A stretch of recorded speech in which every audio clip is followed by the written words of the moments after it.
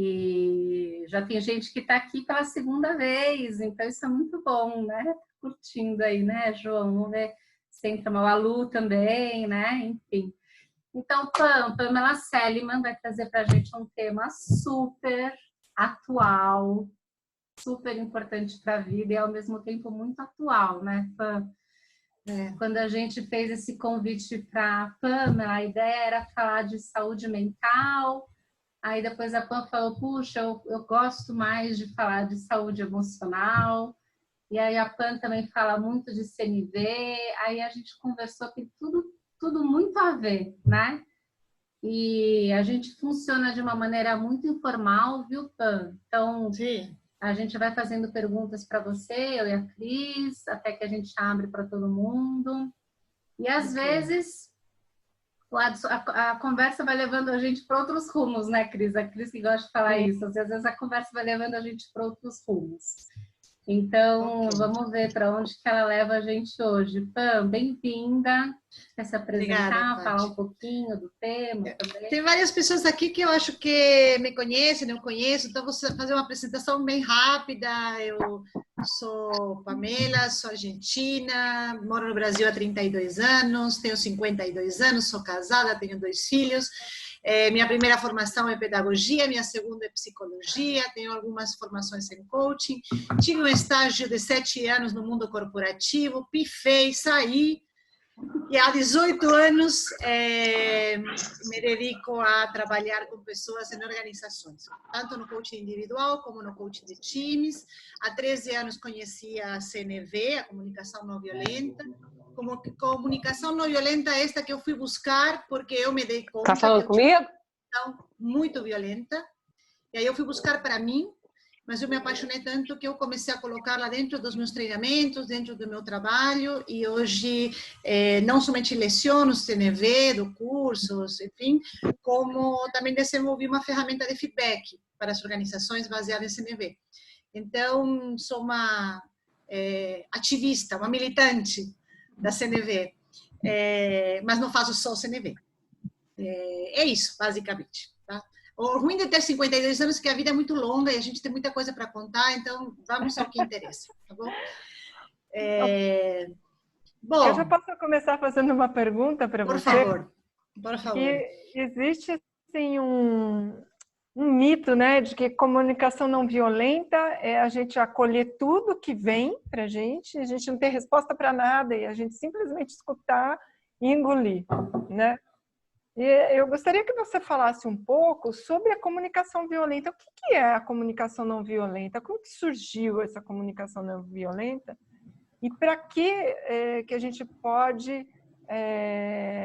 para que ela veio, né? Em resposta a quê? Né? Uau, tem muitas perguntas na sua pergunta. É verdade. Bom, você me pergunta o que é comunicação violenta, você me pergunta como surge a comunicação não violenta, a resposta a que vem, e você parte de um lugar, deixa eu ver se eu escutei tudo, que parece que a não violência é uma coisa meio acolher tudo que vem, é isso? Existe Essas um três mito aí, coisas. né? Mito. Sim. Muito bem. Bom, então eu vou começar por explicar o que é a CNV e a resposta a que ela vem, né? Então, isso me remete à biografia do fundador, né? Por incrível que pareça, muita gente escutou agora, por primeira vez, falar de CNV nos últimos anos, né? A gente entra agora no Insta, tem um monte de gente falando de CNV, siga os 4 passos, blog e tal, mas a CNV é mais velha do que eu. Eu nasci em 69 e a CNV foi desenvolvida na década dos 60. E ela foi criada por um psicólogo americano chamado Marshall Rosenberg.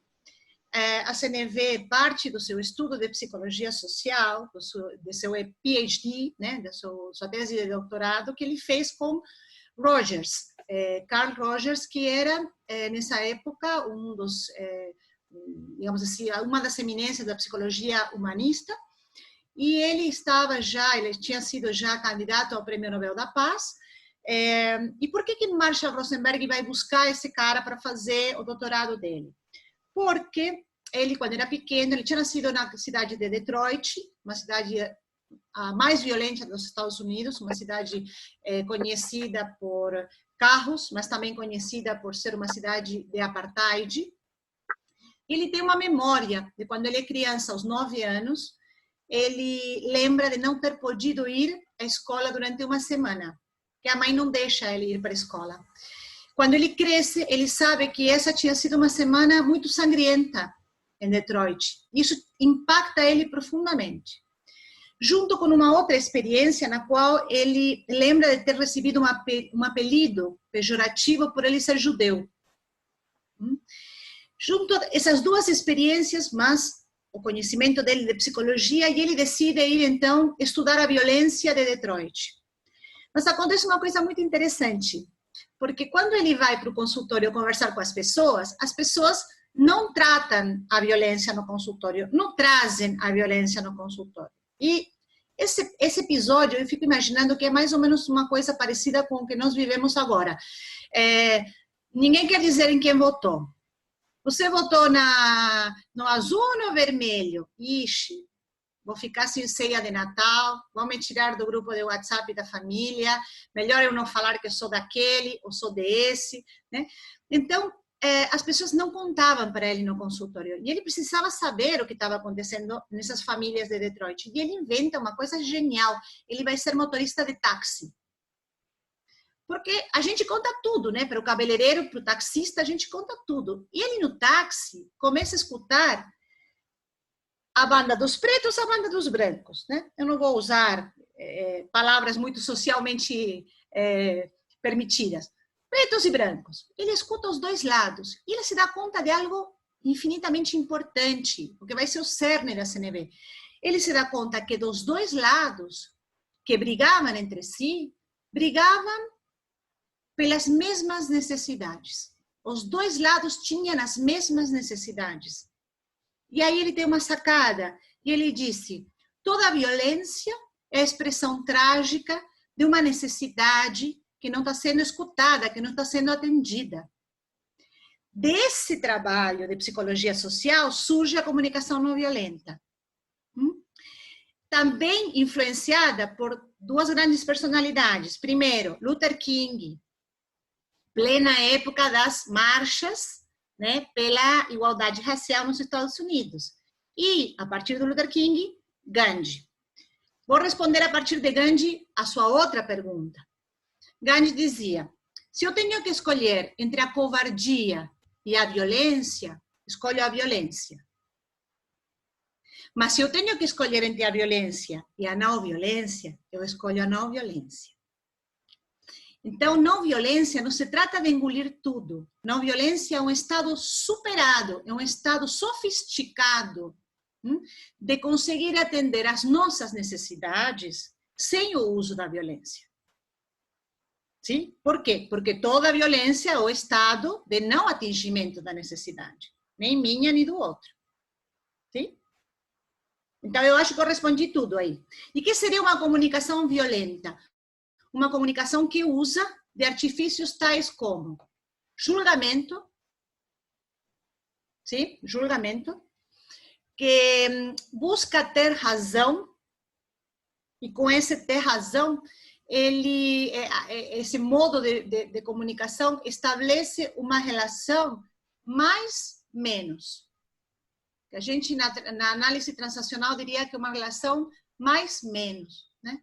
Na qual eu te olho de cima para baixo, eu te julgo e eu quero ter razão. Isso já basta para ter uma comunicação violenta. Não preciso subir a voz, não preciso xingar, não preciso nada. Simplesmente me distanciar de você com superioridade já traz a minha violência na minha comunicação. Para onde eu não sei se ficou alguma coisa assim responder. Para eu ganhar, o outro precisa perder, é isso? Claro, claro. O Marshall mesmo num vídeo ele fala, né? Enquanto a gente tiver essa gramática do ganha-perde, sempre haverá violência. Porque suponhamos que nós temos uma negociação.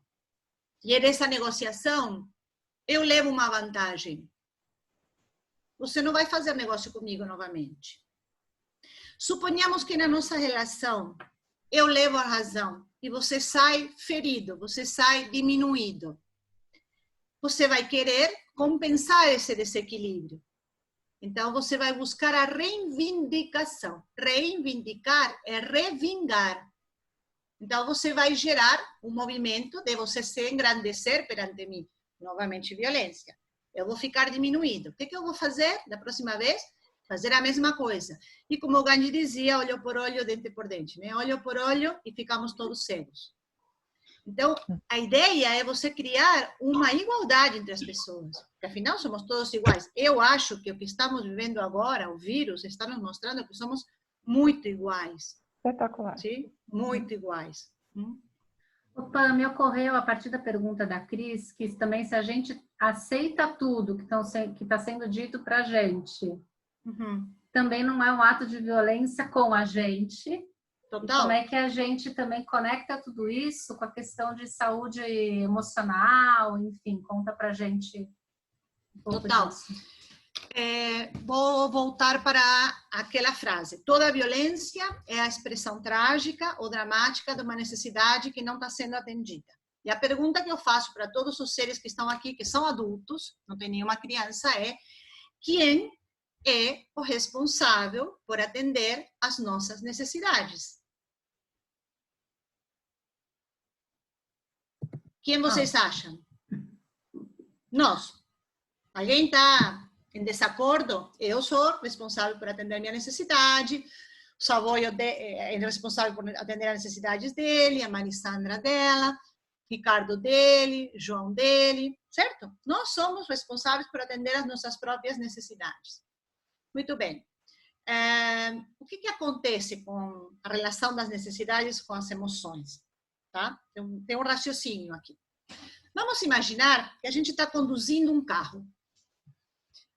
Eu sou péssima, tá, nessa analogia, mas eu acho que os homens vão entender bem aqui. Quando a gente está dirigindo um carro, e a gente tem um painel no carro que nos indica como está o estado do carro. Então, por exemplo, eu estou dirigindo, acendo uma luzinha, e eu sei que com essa luzinha eu preciso abastecer combustível. Então, eu paro no posto e abasteço. Tem uma outra luzinha que fala, a bateria não está boa, você vai precisar trocar essa bateria, está com pouca energia. Vou lá no meu mecânico, chamo o seguro e troco a bateria. Ou o líquido de freio, ou né, o meu painel do carro, dependendo do carro, me mostra tudo isso. O painel do nosso carro, o painel nosso, interno, é um painel feito de emoções. Cada vez que uma emoção aflora, seja ela raiva, tristeza, medo, vergonha, é uma necessidade que não está sendo atendida. Então, quando eu tenho uma emoção é uma coisa que eu não consigo controlar. Então, por exemplo, vou dar um exemplo. Eu moro aqui no Parque dos Príncipes, não sei se todo mundo conhece, mas é um lugar residencial e tem umas ruas escuras. Vamos supor que um de vocês entra aqui no meu bairro e se perde, não sabe onde está. É muito provável que comece a sentir sudorese, uma certa tremedeira, uma certa taquicardia, a respiração se agita. Sim? Esse estado que o corpo traz, esse estado de ansiedade, esse estado de medo que o corpo começa a trazer para você se liga, você está entrando num lugar que você não conhece, não bobeia, atento. Então, o medo é uma emoção que me protege perante o desconhecido. Sim? O que ele está dizendo é, vai lá e atende sua necessidade de segurança. Sim? Se eu perco um ser querido, se eu perco algo que eu amava muito, eu vou sentir tristeza. Por quê? Porque a tristeza me deixa quieto. Quieto para quê? Para que eu recomponha minha energia, para que eu possa de novo construir algo ou retomar minha vida após esse luto. Raiva. Raiva é a energia que me leva para a ação, para eu fazer alguma coisa. Nivelar uma injustiça, construir algo que ficou desconstruído, quebrado, enfim. Cada uma dessas emoções me chama a atenção para eu fazer a satisfação da minha necessidade. Muito bem. Se eu sou responsável por atender às minhas necessidades, eu preciso ir ao encontro do outro com o tanque cheio, com a bateria carregada, com o líquido de freio enorme. O que normalmente nós fazemos é que vamos com o carro pifado, o tanque mais ou menos, na reserva, a bateria por aí, o líquido de freios nem funciona mais.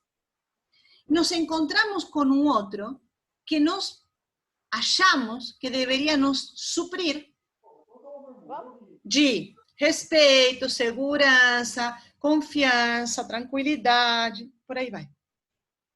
Então, o que vai acontecer? Marshall vai dizer que antes de você oferecer empatia para a satisfação das necessidades do outro, você precisa ter um movimento de autoempatia. A primeira não violência que você precisa exercer é com você mesmo. Por quê? Porque se você não satisfaz as suas necessidades, todo mundo ao seu redor paga a conta. Todo mundo ao seu redor paga a conta. Sai muito caro para os seus vínculos. É só conectar com como é você quando tem fome. Como é você quando tem sono. Bom, imagina isso, mas numa necessidade mais profunda, ou mais relevante. Não simplesmente a fome que você vai satisfazer em meia hora. Então, eu estou com falta de reconhecimento no trabalho, eu estou com falta de propósito, eu estou com falta de confiança, e eu chego em casa com essa falta toda.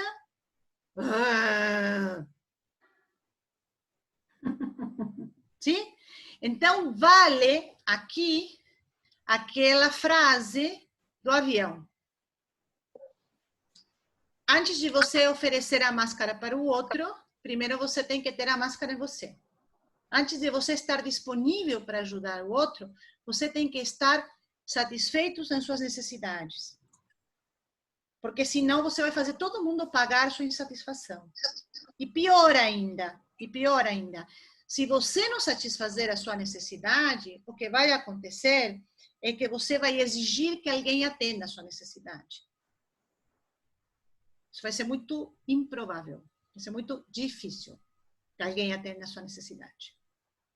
Pamela, você acha que hoje, olhando para a nossa sociedade, né, e eu e a Paty tivemos aí uma conversa na quinta-feira passada, falando sobre os sentimentos, né, que saíram no valor, e falando que a desconfiança é o primeiro sentimento. Você acredita que as pessoas sabem, elas percebem o que elas estão sentindo efetivamente? Elas conseguem detectar os sentimentos delas? Porque quando eu olho para dentro das organizações, geralmente é assim, mas foi ele que começou, ele que gritou comigo primeiro, né? Qual é a diferença entre uma criança e um adulto, né? Se posicionando num papel de vítima. Mas eu acho, mas eu queria só complementando, eu estava refletindo exatamente sobre isso, mas tem uma coisa que a Pamela falou, que me pegou, que eu quero depois ela faça um glossário. Às vezes você consegue entender o sentimento, então assim, às vezes vem a raiva, mas você não sabe qual é a necessidade que não está atendida, né? Quando você está numa empresa, porque às vezes é reconhecimento, às vezes sei lá, tá certa por estar certa. Então, essa necessidade que a gente não está treinada a olhar é a necessidade, realmente, não ao sentimento. Às vezes vem a raiva, você sabe que você está com raiva, né? Então, mas eu posso até trazer um exemplo pessoal. Eu mesma, que trabalho com comportamento humano, né? E sou uma observadora muito profunda. Esse sábado, eu me deparei que eu estava meio, mais ou menos, eu não sabia o que era. Eu falei assim, mas o que eu estou sentindo, afinal? Para quê? Por quê? Né? E aí nós pegamos todos os jogos de coaching game, Faces, Grok, e eu montei tudo junto aqui, né? E fiquei discutindo a respeito. Aí que eu fui me dar conta do que estava acontecendo, né? Então, assim, muitas vezes a gente está tão no automático fazendo coisas, né? E eu queria ouvir a Pamela, Como que ela percebe isso, né? Tem sim, Tati, eu concordo com você, as necessidades que eu não vejo, mas às vezes o sentimento, ele tá ali, mas a gente não tem contato com ele, né? Eu preciso parar, respirar, pensar. Como que você percebe isso, Pam? Olha, tem muitas perguntas nessa pergunta. Vamos lá. Eu sou craque nisso, né, Pam? Eu desemaranho nós aqui, novelos. Então, vamos lá. Vou começar pelo que a Tati falou, tá? Nos cursos que eu dou, no meu contato com as pessoas, eu percebo que a gente é muito analfabeto emocional, a gente não sabe muito bem distinguir, mesmo que o corpo nos mostre, a gente muitas vezes não sabe distinguir as emoções. E aqui eu queria fazer uma parte, né? Vai ser um pouquinho longa a resposta, mas tem várias respostas dentro das outras, tá? Tem umas mamuscas aqui. Eu queria fazer uma parte para o mundo masculino, com todo o respeito para o mundo masculino, nos 10.000 anos de patriarcado que a gente vem arrastando e com a responsabilidade que nos toca às mulheres por ter criado esses filhos homens, tá? Quando os filhos homens foram criados, no passado, acho que hoje um pouco diferente, né? A Paty tem 2 meninos, eu tenho 2 meninas. O menino chorava e o pai falava, não chora aí, seja homem, homem não chora, engole esse choro. Porque ele estava triste. Ou ele tinha medo e ele falava, você não pode ter medo, seja homem. Vai e faz mesmo assim, sem medo.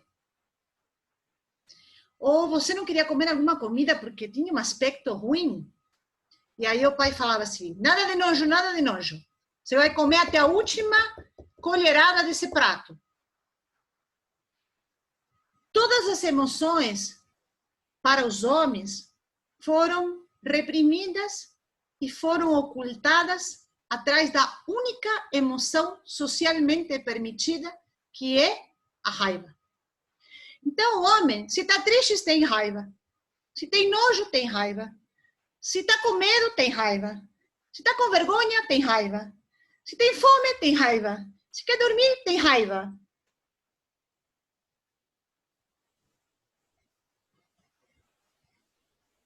Então, a gente é analfabeto emocional. E a parte masculina de nossa sociedade tem um trabalho extra, que é se permitir desemaranhar um pouco, né, esse cenário artificial que foi criado e se conectar com suas verdadeiras emoções. Por que estão pululando tanto esses grupos de homens aí? Né? Por que estão com tanto sucesso esse grupo de homens, onde os homens se juntam para contar o que eles sentem? Porque nunca aconteceu isso, nunca foi permitido ao homem sentir. Tá? Bom, então temos uma parte que é analfabetismo emocional. Depois temos uma parte que é reconhecer necessidades. E aqui temos outro problema. Por quê? Porque a criança, quando é pequena, ela sente. E nós, adultos, deveríamos poder dizer a ela, a partir do movimento físico dela, o que ela está sentindo e que necessidade ela tem. Por exemplo, a gente vai buscar um filho na escola e o filho se joga no chão.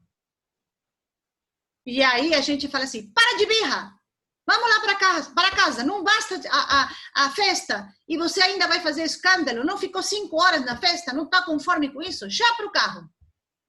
Quando a gente deveria dizer, filho, você está frustrado porque você gostaria de ficar mais tempo na festa? É por isso que você está se jogando no chão? Eu entendo que você esteja frustrado e, ao mesmo tempo, a festa acabou. É hora de descansar. Mas, ao invés de nós tentarmos pescar as necessidades dos nossos filhos, nós ensinamos, e fomos ensinados, que nós não podemos manifestar as nossas necessidades. Então, nós temos também uma incapacidade muito grande de reconhecer as nossas necessidades. Você, Cristiane, falou do Grok. Eu uso o Grok no curso de CNV. O Grok é um baralho que tem várias utilidades, uma delas é trabalhar necessidades. Quando a gente entrega o baralho de necessidades para os adultos, eles olham e falam assim, nossa, eu não sabia que eu tinha essa necessidade. Eu tenho essa necessidade? Eu tenho necessidade de espontaneidade? Meu Deus, eu nem sabia. Eu tenho necessidade de criatividade? Nossa, eu não sabia. Sim? Então, tem necessidades que a gente nem sabe que existem dentro de nós. Então, eu sempre falo para as pessoas, se você não sabe quais são suas necessidades, vai para a pirâmide de Maslow. Vai, busca na pirâmide de Maslow. E o que está acontecendo agora, voltando um pouco para o momento atual, é que nós, imagino que todos os que estamos aqui nesse Zoom, graças a Deus, temos a base da pirâmide de Maslow, né? As duas, as necessidades fisiológicas e necessidades de segurança, em geral, satisfeitas. E a gente sempre está buscando satisfazer as necessidades de segunda ordem, pertencimento, afeto, realização, necessidades sociais e por aí vai. Só que esta situação nos pôs de cara, frente a frente, com que? Base. Nossa, base. Total. Uma vulnerabilidade absurda. Estamos de luvas, limpando nosso banheiro, estamos fazendo nossa comida, estamos frente a frente com a doença, estamos cuidando de nossos idosos, estamos tendo que cuidar dos nossos filhos, da nossa casa, do homeschooling, é base, estamos trabalhando a base. Bom, voltando a outra pergunta que a Cris me fez. A Cris mencionou uma pesquisa que foi feita em Latinoamérica e que o Brasil sai em primeiro lugar com um sentimento de desconfiança, né? A maior parte dos países mencionou medo como sentimento atual e o Brasil menciona desconfiança. Eu não sei, não fiz a pesquisa, não sei em que base, mas eu tenho duas hipóteses. A primeira hipótese é a própria idiosincrásia do brasileiro, que é uma idiosincrásia mais positiva e mais otimista, né? Então, vamos sentir medo, tá tudo bem, né? Tá tudo bem. Então, o medo se transforma num um passeinho aí, né? A gente não vai para o medo, né? Você pega um argentino, a gente tem um drama, né? Brasileiro não, tá tudo bem, a gente vai sair dessa, esse otimismo mesmo social. Mas também me parece que a desconfiança é porque não há um discurso político unânime. Eu fico pensando assim, se uma criança olha para o pai e o pai diz assim, filho, você pode sair na rua, é seguro. E olha para a mãe e fala assim, a mãe fala, filho, você não pode sair, a rua é perigosa. E nós estamos em um momento em que as autoridades nos dão mensagens contraditórias. Sim? Então, nós não podemos muito bem confiar e não sabemos muito bem, é perigoso, não é perigoso para ficar em casa, é para sair na rua, é para ir na igreja, não é? Essa é a minha hipótese. É só hipótese. Sim, Paty. Tem uma pergunta. Você trazendo esses aspectos, né, da nossa educação, né, desde criança, e está sempre, né, sempre na infância, né, a gente vai vendo que está sempre lá atrás, né, como a gente tem a responsabilidade de ir quebrando padrões, né, como está na nossa mão, mas enfim. E você falou no começo a palavra luto, e eu queria, minha pergunta para você é, como é que se relaciona essa questão de não chora, não tem birra, vamos em frente, para com isso, com a questão da gente talvez nem ter consciência de que aquilo é uma perda e é um luto para a gente, né? E como é que isso se relaciona? São várias perguntas em uma também, tá, Pan? E aí eu queria que você contasse também a questão da curva do luto, né? Porque tem a questão de perceber que é uma perda, tem a questão de perceber o que é que eu estou perdendo, mas que tem uma curva de luto, né? E aí outra pergunta eu faço depois. Tá. Em um primeiro momento, quando veio a história da quarentena, havia uma espécie de ideia naif, que a gente ia poder fazer toda a yoga que a gente não fez em 40 anos, ia poder estudar o francês, o alemão, o italiano, ia poder ver todas as exposições dos museus do mundo que agora eram gratuitas, ia poder ficar fazendo piquenique na sacada com os filhos, e quando a gente foi ver, na verdade, estávamos trabalhando das 7 da manhã até as 11 da noite, né? Então, passado a lua de mel, né, da quarentena, começamos a entrar naquela história que eu estava falando para vocês. Gente com férias coletivas forçadas, eu queria minhas férias, eu estava pensando em viajar e agora estou desmontando meu armário, arrumando a roupa, porque não sei mais o que fazer dentro de casa. Home office que não é home office. Na verdade, a empresa, desculpa, gente, aqui tem um anúncio aqui, só um minutinho. A empresa invadiu minha casa, a empresa entrou dentro da minha casa e invadiu minha casa. Ela simplesmente invadiu minha intimidade. Eu estou confinando meus filhos dentro da cozinha 12 horas, porque eu não quero que meus filhos apareçam no meu colo. Quando, na verdade, eu deveria sentar meus filhos no colo e dizer para o presidente da empresa, oh, esse aqui é o Alexandre, esse aqui é o Arthur, tá? Porque a empresa entrou na minha casa. O que você quer que eu faça com meu filho? Ó, cozinha, 12 horas da cozinha que o papai está trabalhando. A empresa invadiu a minha intimidade. Sim? Eu tenho que me comunicar com meus times e com meus clientes à distância. Eu tenho que fazer as tarefas do lar, limpar banheiro, cozinhar. Eu tenho que me transformar na professora dos meus filhos do dia para a noite, de acompanhar eles. Eu tenho filhos adolescentes, eles já fazem. O máximo que eu tenho que ver é se eles não estão cabulando a aula e dormindo no quarto. Mas vocês, muitos de vocês têm filho pequeno. Eu tenho que cuidar dos nossos idosos, né? Tenho que levar a comida para o meu idoso, tenho que deixá-lo na porta, porque não posso entrar. Eu tenho que me prevenir. E quando eu vou comprar uma máscara que custava R$ 4,50, eu vou pagar R$ 400 a mesma máscara. Porque também tem oportunismo. E ainda me preocupo com o futuro. Então, a sensação que a gente tem é de que aquela lua de mel de quarentena, 15 dias, 20 dias, 30 dias, fazendo tudo que a gente ia fazer de tão agradável, se transformou num pesadelo e em um monte de necessidades não atendidas, e aqui entra a CNV, né? Um monte de necessidades não atendidas, e uma sensação de sufoco de que eu não vou dar conta de atendê-las. E aí entra, junto com isso, uma falta de escolha, porque toda essa situação nós não escolhemos. E aí entra uma impotência, e aí entra uma perda da minha vida, que ainda eu não gostava tanto da minha vida anterior, mas é o conto do bode, né? Me devolve a minha vida anterior, porque era melhor do que essa. Então, entra aí sim uma coisa que os psicólogos falamos, que é o ciclo do luto. E quando a gente fala de ciclo do luto, a gente menciona uma autora que se chama Elizabeth Kubler-Ross, que ela fala de 5 fases do luto. Não todo mundo tem que passar as 5, bastam 2, e não todo mundo tem que passá-las nessa ordem, mas eu vou comentar. Quando a gente perde um ser querido, ou perde um trabalho, algo que a gente gosta, né? Algo que a gente quer muito, ou até mesmo quando a gente fica sabendo que a gente vai ficar numa doença muito grave, enfim, o luto. A primeira reação é a negação. Não, isso não pode estar acontecendo. Não pode acontecer. Isso aqui não é grave, isso aqui é gripe, isso aqui é um resfriadinho. Isso é ruim porque lá na Itália faz frio. Aqui, calor. Aqui não vai acontecer. Imagina que vai acontecer. Clima tropical. Não.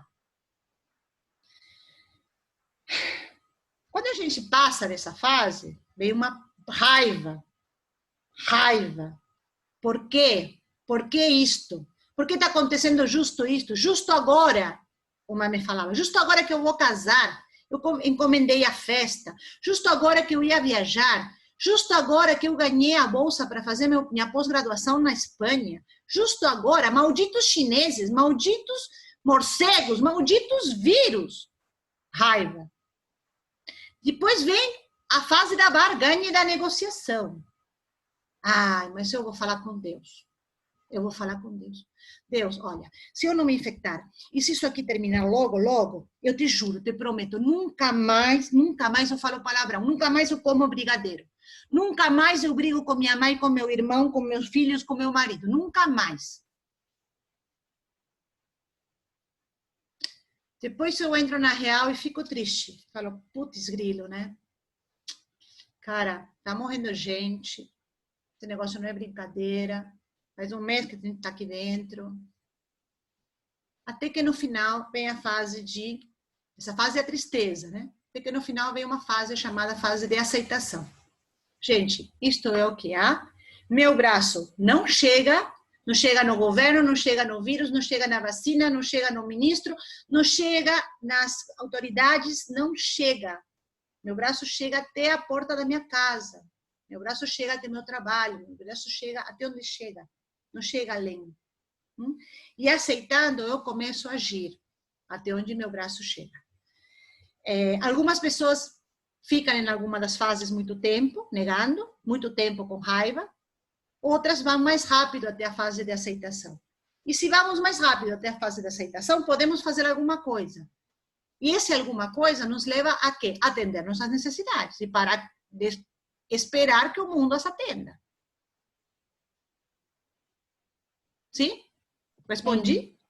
E aí, o que me leva a outra pergunta, que é o seguinte, dando conta de entender esse monte de necessidade minha não atendida nesse momento de luto, né, esses múltiplos papéis, e liderando o time, recebendo, né, e-mails, WhatsApps, as reuniões, decisões que tem que ser ágil, etc., conectando isso com o passo 4 da CNV, vai, Pam, como é que eu peço?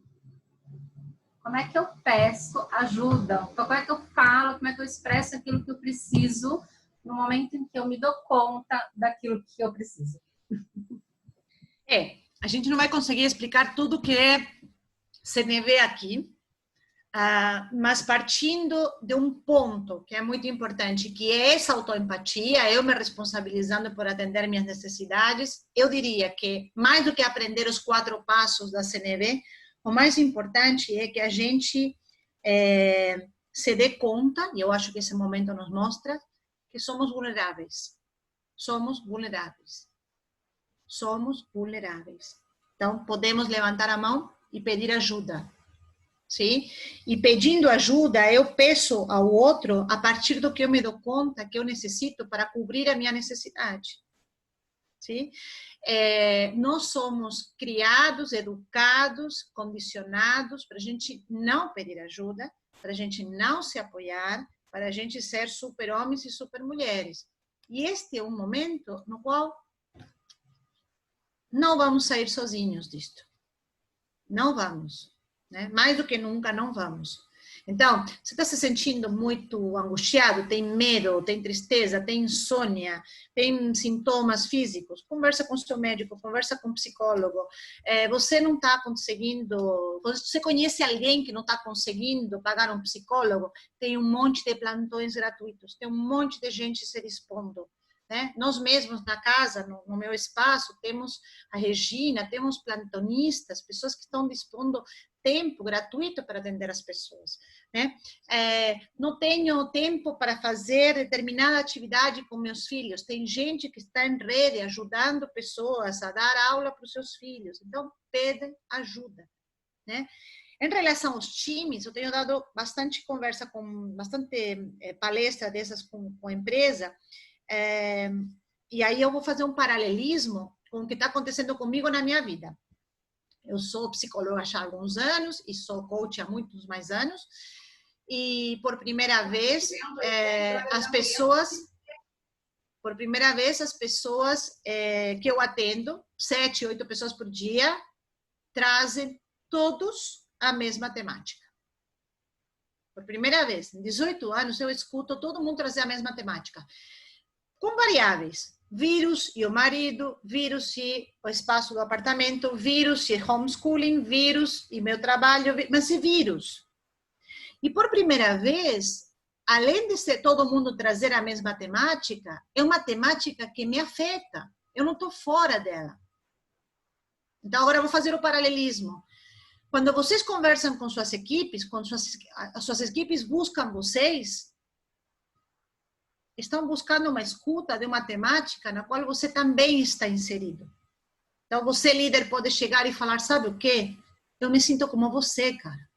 Estou de saco cheio desse homeschooling. Estou de saco cheio de limpar meu banheiro. Estou me sentindo vulnerável também. Eu também tenho medo desse vírus que está aí. Também tenho preocupação pelo futuro.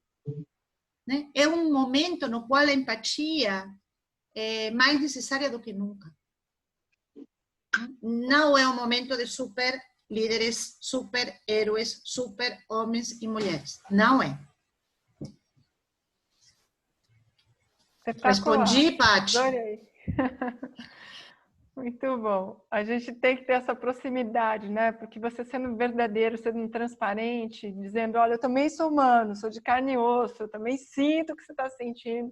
Eu estou junto com ele, né? E vamos nessa, vamos junto. Outro dia uma paciente, Cris, desculpa, outro dia uma paciente falou assim para mim, ela estava contando um monte de coisa, ela olhou para mim e falou assim, você pode me prometer uma coisa? Eu falei, o quê? Ela falou assim, por favor, não pira. Você não pode pirar. Eu falei assim, não posso prometer. Eu vou tentar, mas eu não posso prometer. Estamos todos no mesmo tsunami. Não sei se todo mundo no mesmo barco, mas todos no mesmo tsunami. Alguns temos alguns barcos um pouco mais confortáveis e outros alguns barcos um pouco mais vulneráveis, né? Mas estamos todos com uma temática idêntica, né? Sim, Cris, você ia falar, desculpa. Olha, Paty, que ideia maravilhosa de trazer aqui a Pamela, que ela é incrível, realmente. A gente quer abrir para perguntas para você, porque a gente está agora com pouco tempo aí para dar 1 hora, né? Estamos com... Ó, está meu marido aí. Fala de novo que eu sou incrível. Você é incrível, Paty. Incrível! Ouviu, marido? Ouviu? Ela é ótima, marido. Gente, vamos aproveitar essa mulher espetacular que está aqui conosco. Quem tiver perguntas, faça, aproveite. Esse é um grande momento que a gente vai aproveitar. Se vocês não perguntarem, eu e a Paty temos um caminhão de perguntas ainda. Tanto que a gente faz uma pergunta, vale por 4, né, Paty? Isso, a gente tem mais de 30 participantes, então vamos ver como é que a gente organiza isso aqui. Queridos. Boa noite. Posso fazer uma pergunta, Pamela? Oi, Marissandra, claro. Boa noite. Boa noite. Bom, queria agradecer. Acho que nesse momento chegou em ótima hora, né? Um assunto que eu acredito que é muito delicado para a maioria das pessoas. E eu venho numa caminhada muito intensa, olhando muito para essa parte da minha comunicação, né? E o que eu sinto é que eu tenho o hábito de ter uma comunicação que emana uma raiva. Pela criação que eu tive, isso vem dos meus avós, que vem dos meus pais, né? E do meu pai, que chega para mim, e eu percebo, enfim, na minha casa, nós falamos dessa forma, e é interessante porque muitas vezes, e até hoje eu os vejo falando assim, mas eu me peguei dizendo, imagina, a gente é descendente de italiano, todo mundo fala assim mesmo, é intenso, é forte, mas não tem ninguém brigando, tá tudo bem. Até o momento que eu parei e falei, não está tudo bem. Não pode estar tudo bem. O que eu estou usando como desculpa, sou descendente de italiano, falo forte, não tem ninguém brigando, é nosso jeito. Não pode ser nosso jeito. Mas muitas vezes eu percebo que como eu tenho esse hábito que eu carreguei que eu carrego há 40 anos, eu me pego emanando raiva na minha fala. Então, por mais que eu fale doce, com um tom de voz muito tranquilo, internamente eu sei que a minha vibração é uma vibração que emana essa raiva, enfim, esse estresse, às vezes, na hora de falar. Eu não sei se você poderia me dizer um pouquinho como que eu consigo, de uma maneira mais real, assim, olhar para esse hábito e transformar. Porque às vezes eu me pego com raiva de mim porque eu percebi que eu ainda faço desta forma. Bom, sua pergunta também tem muitas perguntas dentro, ou pelo menos algumas respostas dentro. Primeiro eu vou te dizer que eu venho de um país onde as pessoas não falam latim. Então eu não sou das pessoas mais doces que você vai conhecer falando. Apesar do meu nome significar tudo doçura. Olha que interessante. Minha mãe me colocou o nome para que eu desenvolva doçura. né? E eu sou descendente de alemães e italianos, nada doce, né?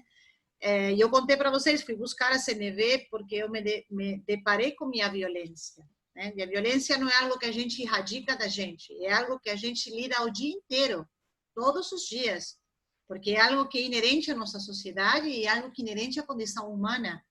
Não é uma coisa que você erradica de você, tá? É uma coisa que a gente se depara todos os dias com ela, porque se depara todos os dias com necessidades não atendidas, ok? Tom de voz, às vezes a gente pode ser muito verdadeiro com um tom de voz forte e estar sendo absolutamente não violento. E às vezes a gente pode ser muito meigo e emitir um baita de um julgamento sádico, profundamente perverso, com uma vozinha de dar inveja. Então a gente tem que ver o conteúdo.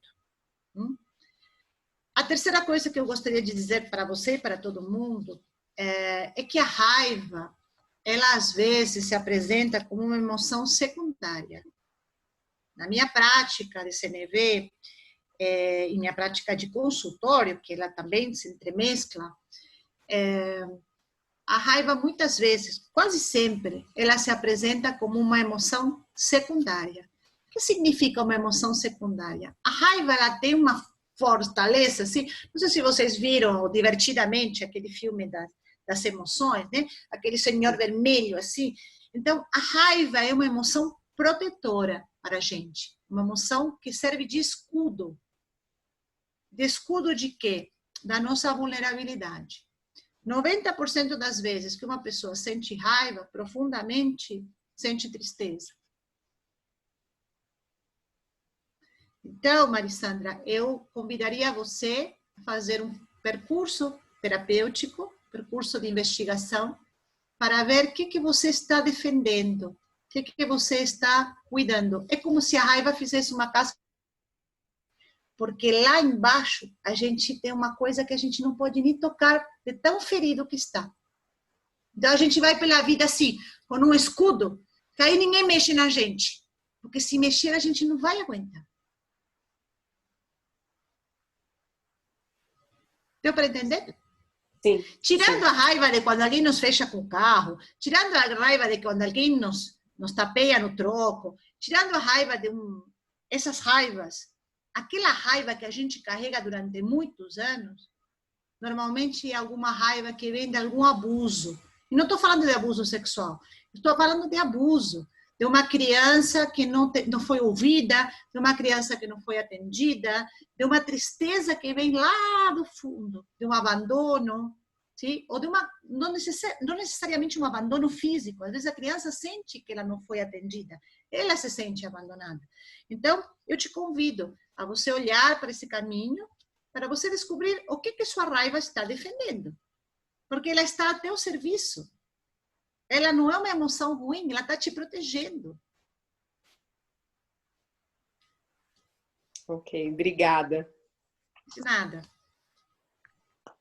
Temos apenas 7 minutos para fechar, né? E aproveitando essa conversa incrível, profunda, obrigada pela pergunta. Muito linda. Marissandra, ótimo. E pela coragem de fazer a pergunta. Muito obrigada. Gente, mais alguém gostaria de aproveitar e fazer uma pergunta aqui para a Pam? Na verdade, eu só tenho um comentário, achei a explicação super bacana.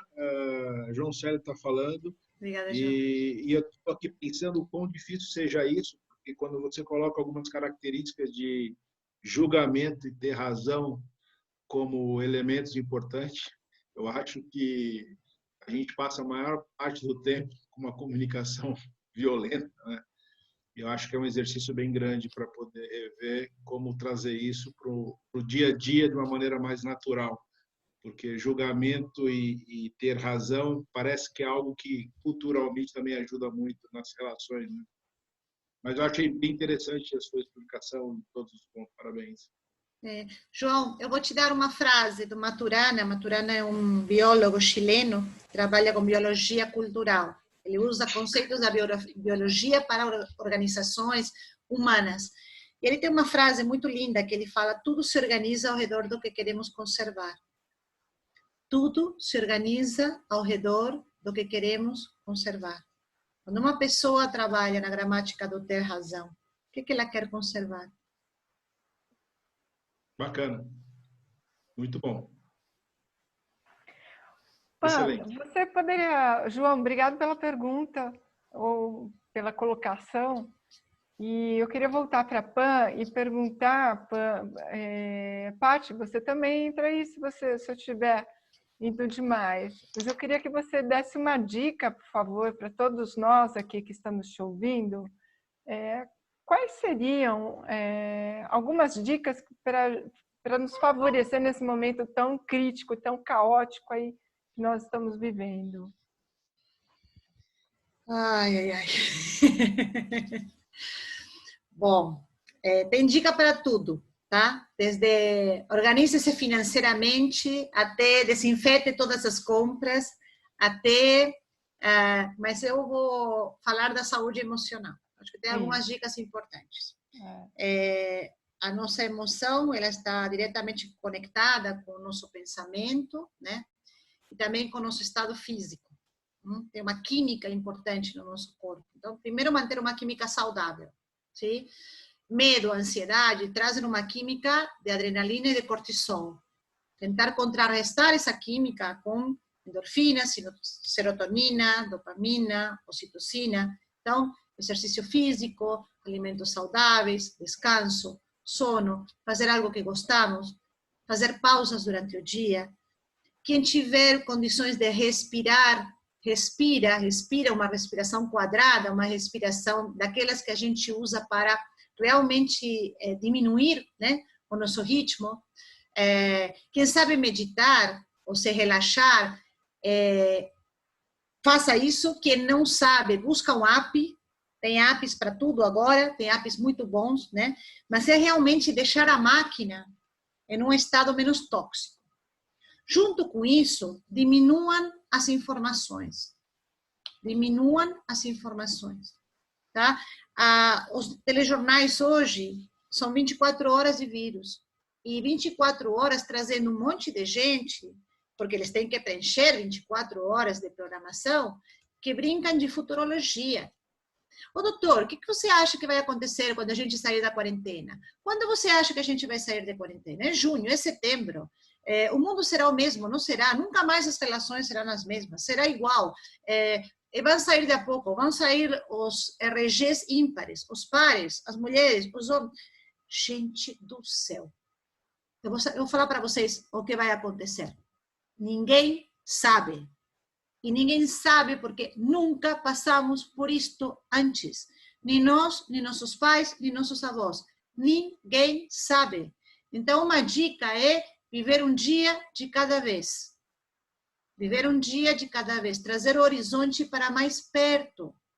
Porque o horizonte muito longe nos dá muita ansiedade. Eu sou sobrevivente, né? Eu sou descendente de sobrevivente, né? Meus avós saíram da Alemanha antes de Hitler fechar as fronteiras. E como boa meia judia que eu sou, eu disse para o meu marido na primeira semana: a gente tem que se manter vivos. Posso ser exagerada? Posso ser exagerada, mas é uma boa dica, não é? A gente se manter vivos, né? Então, se manter vivos e bem. E eu faço uma pergunta para vocês. Lanço um desafio aqui. Para quem tem filhos. Para quem não tem filhos, imaginem isso com os sobrinhos, imaginem isso com os amigos, tá? Imagine com você mesmo. Vou jogar com os filhos. Se eu perguntar para o seu filho daqui a 6 meses, daqui a 1 ano, daqui a 2 anos, ô fulaninho, como foi a quarentena na tua casa? O que vocês gostariam que seus filhos falassem?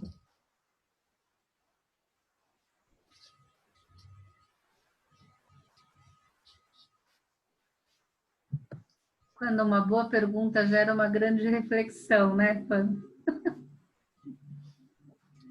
Excelente. É uma pergunta que eu me faço todos os dias.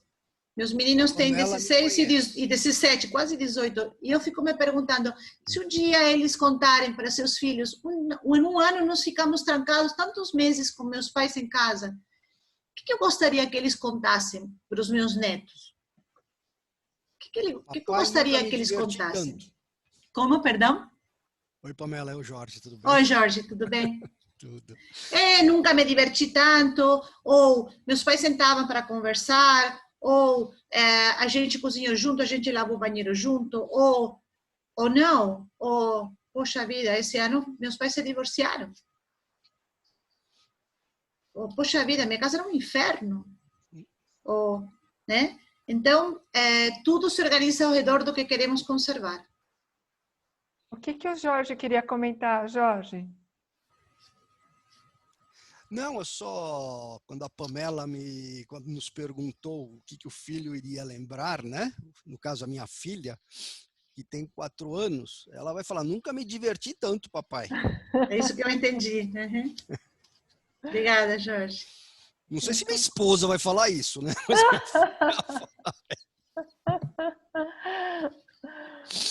Porque quando você fala vamos tratar de sobreviver, né, Pan, tem também a ver com tratar de sobrevivência enquanto relacionamentos, né? O bem-estar, né, e a saúde emocional dos relacionamentos, né, comigo e com quem está comigo, né? Manter-se vivos não é só manter-se vivos fisicamente, né? Manter-se vivos em muitos aspectos, né? Gente, passou muito rápido, né? 9 horas já.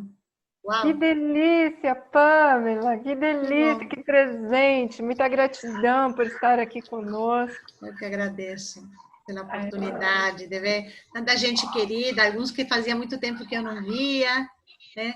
Outros, nossa, tem gente da Argentina, Laura. Que legal. Laura, beijo.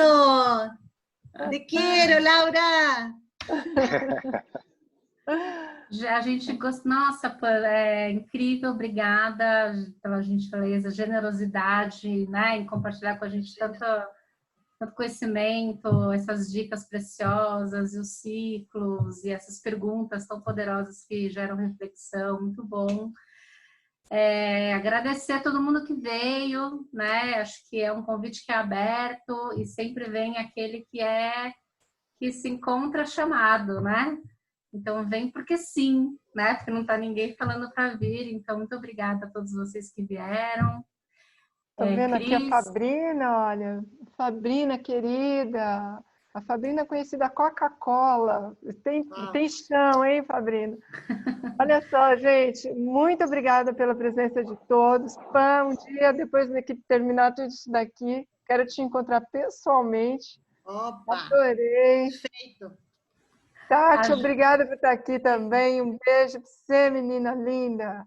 Eu queria me despedir fazendo 2 coisas. Primeiro, agradecendo, obviamente, vocês duas pelo convite. Muito obrigada, Paty, pela confiança, de nossa relação de sempre. Minha mais nova, melhor amiga, que acabei de conhecer, Cris. Obrigada. Espero que não seja a última, que a gente se encontre mais vezes. Queria agradecer a todos os que apareceram por aqui. Obrigada. Tá? Tem gente de Marília, tem o Márcio aí, que eu acabei de ver, a Paty, Patrícia, bom, Dagô, muita gente que eu conheço. Obrigada. Queria dizer que podem seguir os eventos também do nosso espaço, da Casa Firmamento, então siga-nos nas redes, porque a gente também faz esses eventos de live e tal, e seguir o projeto aqui das meninas, né, que como que se chama, Paty, a série em... Nossa, pontos de vista, toda segunda e quinta às 9 horas. Ponto de vista. Eu separei uma frase aqui que eu queria deixar como fechamento, né? Uma frase muito antiga do maestro Menuhin, que é o maestro americano israelense, né? Maestro de uma filarmônica muito famosa, e é muito antiga, mas é tão vigente. Eu separei aqui para a gente se despedir. Diz assim: estamos todos unidos. O destino da humanidade depende de nossos relacionamentos. Nunca antes dependemos tanto uns dos outros, mas não compreendemos isso. O homem não é solidário e fracassa em se tornar um ser dotado de compaixão. Se continuamos a considerar nosso vizinho como nosso pior inimigo, se insistimos em levar adiante a vingança e a raiva, a poluir nosso mundo e nossos pensamentos, isso significa que nada aprendemos com nossos grandes mestres, nem com Jesus, nem com Buda, nem com Moisés. E se não corrigirmos esses reflexos, nos tornaremos impotentes para enfrentar essa época em que a humanidade se obstina ainda em explorar, vencer, exercer a tirania, acumular o máximo possível, sem se preocupar com o que está por vir. E em viver à custa dos que não têm posses nem recursos. É preciso dividir com os que não se parecem conosco, pois a diferença enriquece. É preciso respeitar o que é único nos outros. Uau! Nossa, arrepiou. Compartilha isso conosco, por favor. Vou compartilhar. Compartilha, maravilhoso. Eu queria avisar todo mundo que a gente gravou essa conversa. Então, depois a Pan vai poder compartilhar. A Cris também vai subir no site, para vocês também compartilharem com pessoas que vocês acham que podem se beneficiar, ou escutar de novo esse verso, as dicas da Pan, e retomar ele sempre que tiver vontade. Tá bom, pessoal? É só acessar o YouTube Cristiane Maziero, que a gente disponibiliza lá. Isso. Né? Um beijo, muita gratidão. Tchau. Obrigada, gente. Pessoal, obrigada. Boa noite, querida. Boa noite. Beijo a todos. Beijo. Obrigada. Tchau, querida. Tchau. Tchau, gente. Tchau, Paty. Obrigado. Tchau, pessoal. Tchau, tchau. Obrigado por estar aqui Tchau, conosco. gente. Amei. Beijos, 3. Amo vocês. Tchau, Pamela. Ai, linda. Saudade. Tchau. Tchau. Tchau, Cris. Tchau, Pamela. Tchau, obrigada. Obrigado por estar aqui. Tchau, beijão. Beijo pra vocês. Tchau, Ricardo. A gente vai ficando, se eu sair, eu derrubo todo mundo. Então, vou esperar as pessoas irem saindo. E fico contigo, Paty. Gratidão. Gratidão. Gratidão, querida. Quinta-feira temos outra. Aparece aí. Jorge está conosco. A Laura. Eu não sei sair, estou esperando você me derrubar. Aqui, Do ó, lado do lado. direito está Isso, escrito Cris. Live Meeting. Do lado direito, lá embaixo, passa o mouse. Live Meeting. Isso, Jorge. Você pode ficar aqui também. A gente baixa um papo, abre um vinho. Vamos bater papo. Né? Happy Eu hour conheço a Pamela virtual. faz muito tempo, nunca vi ela tão calma assim. Não sabe a minha sorte que vocês têm de estarem por vídeo. Porque normalmente ela me jogava uma almofada na cabeça. A Pama, querida. Lu, beijo que você veio. Depois a gente conversa. Boa noite para você. Fá, coloca seu rostinho aí antes de sair, que eu tô com saudade. Eu acho que ela tá saindo. Ou não, tá tentando conectar o vídeo. Então, acho que vamos sair, né, Cris? Amanhã a gente conversa. Amanhã a gente se fala. Boa noite, bom descanso. Jorge, obrigada. Volte toda segunda, toda quinta, a gente tem... Como é que... Desculpa, como é que eu entro? Porque eu não tinha o acesso. Depois alguém lá da Pamela que me mandou. Você pode entrar na bio no Instagram, tanto da Patrícia quanto no meu. Você entra eu entrei por lá, eu fui ao Instagram, não consegui. Daí que, como falei, alguém da Pamela que deu o link aqui para entrar na... E a gente está postando no link. Vamos olhar o que aconteceu aí na Insta, né, Cris? E a gente está postando no LinkedIn também. A gente sempre posta lá no LinkedIn. Segue a gente para você ficar por dentro. Hoje a gente postou toda a programação até 2 semanas para frente. Como é que eu acho vocês lá? Patrícia Ansara e Cristiane Maziero. São os nossos nomes. Tá pelo nome mesmo. Tá ótimo. Isso. Legal. A gente postou lá. Quinta-feira a gente vai falar sobre capitalismo consciente. Vai ser muito interessante. É excelente. As marcas com propósito. A Grazi que vem junto com a gente é perfeita, é maravilhosa também. Isso. Segue lá, entra com a gente. Tá joia. Tchau. Bom descanso. Tchau, tchau. Pessoal. Boa noite. Querida. Beijo. Prazer. Tchau.